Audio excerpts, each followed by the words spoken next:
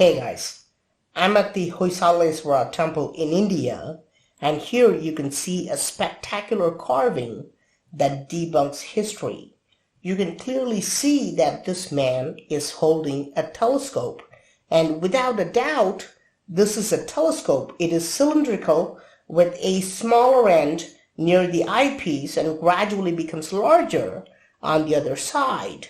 The carving also shows he has one eye closed and the other eye open, typically how anyone looks through a telescope. And you can also see that the telescope is pointing up. This is shocking because all experts agree that this temple was created around 1120 AD, which is about 900 years ago. However, history books tell us that the telescope was invented much later in time, in 1608, which is just 400 years ago. So, how could a telescope be carved in a 900-year-old temple 500 years before the invention of telescope? This is a very good piece of evidence which proves that the ancient civilization of India used advanced technology. Every telescope needs at least 2 lenses. If they used telescopes, they would also have to manufacture lenses. Hence, glass manufacturing, grinding technology, and relevant tools must have also been used. And if they knew how to manufacture telescopes 900 years ago, they would have definitely used other machines as well. But this carving not only proves that telescopes were used 900 years ago, but shows that the telescope was used much earlier in time, thousands of years before this temple was even built. If you take a step back and look at the entire carving, it is not showing what happened between human beings 900 years ago, but it is depicting a war scene that happened much earlier in time between 2 types of gods. On the left side, you can see the gods called Devas, and on the right side, you can see the gods called Asuras. Now, we can see that these gods are portrayed with completely different facial features, helmets, and weapons. Ancient Indian texts clearly mention that these gods came down from the sky thousands of years ago and were equipped with advanced technology. These 2 races of gods are not only described in Hindu texts, but also described in another ancient religion called Zoroastrianism, which originated in ancient Iran, thousands of miles away from India. In Zoroastrian texts, the same gods are depicted with minor variations. The Devas are referred to as Devas in both these religions, and Asuras are referred to as Ahuras in Zoroastrianism. If these religious texts are merely imaginary stories, how could these 2 ancient religions separated by thousands of miles accurately portray these 2 races of gods? Is it possible that these gods were extraterrestrial beings who came down from the sky? The ancient Indian texts clearly mention that these gods came from other planets. For example, the Devas came from a planet called Devaloka. Today, we are able to land in Mars using a spacecraft. Did primitive human beings also witness these gods who came from other planets using vimanas or spacecrafts and used telescopes? How else can we explain this carving that shows a telescope 500 years before the modern invention? Is this why ancient Indian monuments show accurate portrayals of advanced machines? The brilliant monuments at Mahabalipuram, built 1300 years ago, show an accurate model of a stage rocket. The ancient Kailasa temple in Ellora caves shows a type of vimana similar to our modern-day jetpack. Why do we see this uncanny resemblance of our modern-day devices to ancient carvings? which were carved thousands of years ago? Is it possible that what we read today as mere religious books are really historical records of beings who came from other planets? It is one thing to use a telescope for observing stars and planets, but if you look at this carving, it is clear that this is a battlefield.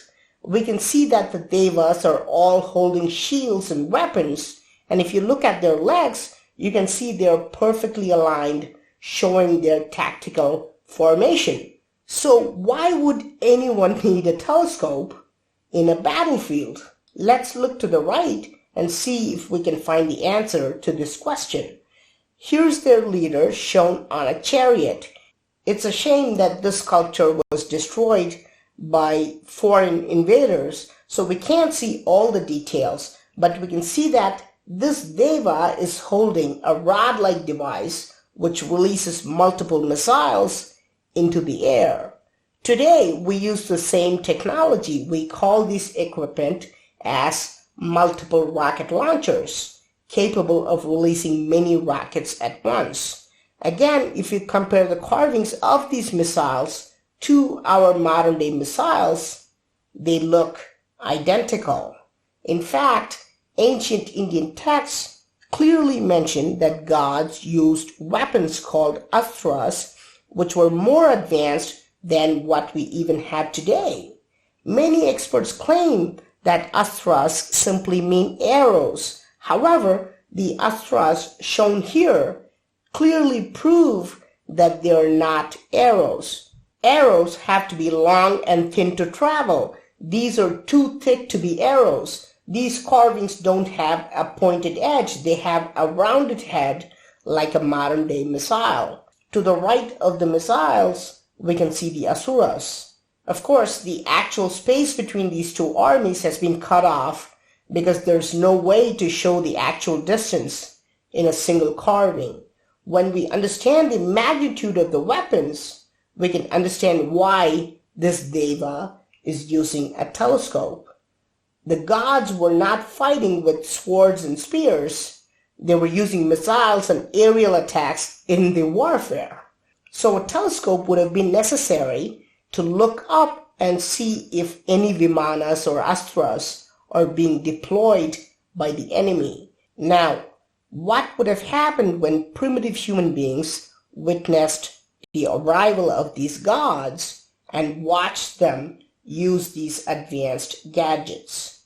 Eventually, the gods would have taught human beings how to create and use devices like the telescope. They would have taught human beings how to read and write. This explains why ancient Indian texts show a remarkable understanding of astronomy. These books give many surprising details about various planets and stars, and modern-day experts are quite confused as to how primitive people could obtain this kind of information. The answer is this: the primitive people were no longer primitive after they met their gods. They were using telescopes to observe and record their findings. Now, you can go through pages and pages about the history of telescope, and we don't find anything about India. In Wikipedia, there is a detailed history of telescopes, but nothing about this carving. Why? Am I really the first person to find this carving? If a guy like me who has spent just a few weeks looking at this temple and can find this information, there must have been many other historians and archaeologists who must have also noticed this carving. In fact, government archaeologists make a detailed note of each and every carving in these ancient temples. Why are they not telling the public that telescopes were used in India much earlier than 1608? If they do that, then they would have to agree that ancient India had a very advanced technology and vimanas and astras were not mere fiction. If they agree that telescopes were used in ancient times, they would also have to agree that other devices and machines were also used. In short, they would have to rewrite the history books. So they intentionally ignore these carvings to portray the ancient civilization as a primitive civilization. And this hiding of facts to fool us, to prevent us from learning the real history, is the very definition of conspiracy. Experts can try to hide this information, but I hope you can share this video with your friends, because even if you disagree with everything else I've said, this carving debunks the history that telescope was invented just 400 years ago. I'm Praveen Mohan. Thanks a lot for watching. Don't forget to subscribe, and I'll talk to you soon. Bye.